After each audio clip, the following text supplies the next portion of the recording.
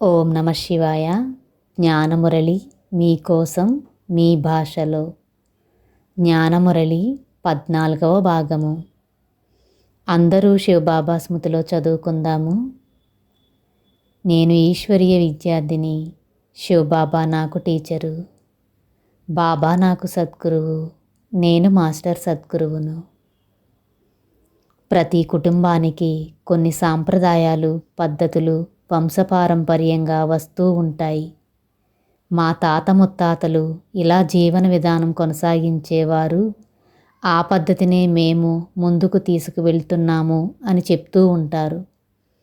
ఇన్ని కోట్ల కుటుంబాలలో సంసార పద్ధతి కాకుండా బ్రహ్మచర్యం పాటించి కళ్ళలోకి కళ్ళు పెట్టి చూస్తే పిల్లలు జన్మించే సాంప్రదాయం ఏ కుటుంబంలో అయినా కొనసాగుతుందా అని అడుగుతున్నారు బాబా.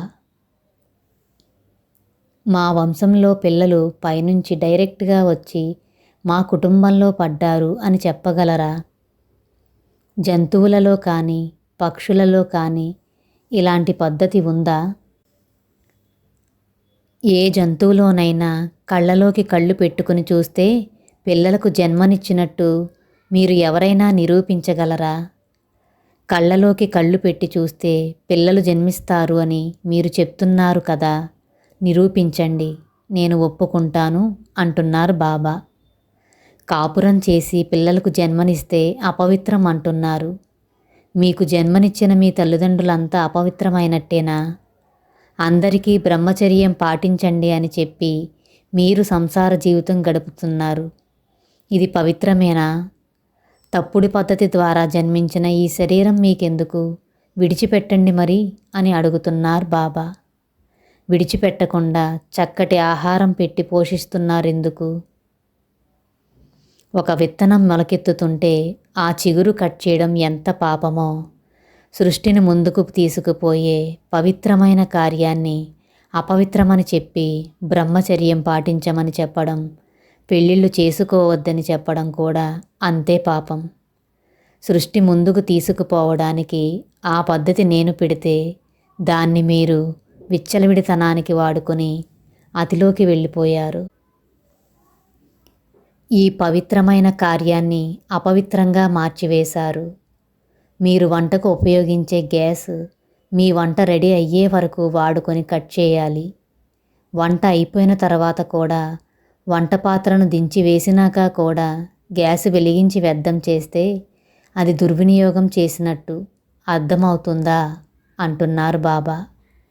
పంచతత్వాలతో తయారయ్యే శరీరానికి పంచతత్వాలతో తయారైన శరీరం వాడాల్సిందే. పెళ్లి చేసుకున్న వాళ్లే పెళ్లి వద్దంటున్నారు.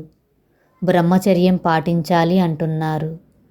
మీ తాత ముత్తాతలు ఇది తప్పు అని బ్రహ్మచర్యం పాటించి ఉంటే ఈ సృష్టిలో మీరు ఉండేవారా? ఆలోచించండి అంటున్నారు బాబా. నేను పెట్టిన పద్ధతిని తప్పు అని చెప్తున్నారు. నేను పెట్టిన పద్ధతి ప్రత్యేకంగా నిరూపించాల్సిన అవసరం లేదు. ఆది నుంచి నడుస్తూనే ఉంది. మీరు చెప్పే పద్ధతి నిరూపించండి. మీరు నిజంగా నిరూపిస్తే నాకంటే నా పిల్లలకే జ్ఞానం ఎక్కువ తెలుసు అని ఒప్పుకొని ఇక నుంచి మీరు చెప్పినట్లు నేను వింటాను. మీ ఇంట్లో వెలిగించే దీపం సూర్యునికి కాంతి ఎలా ప్రసరింపజేయాలో నేర్పినట్టుంది. జ్ఞానసూర్యునికే జ్ఞానం చెప్తున్నారా? అర్థమవుతుందా అని అడుగుతున్నారు బాబా. శివబాబా ఇస్తున్న వరదానం సదా అశరీరీ భవ. ఓం నమ శివాయ.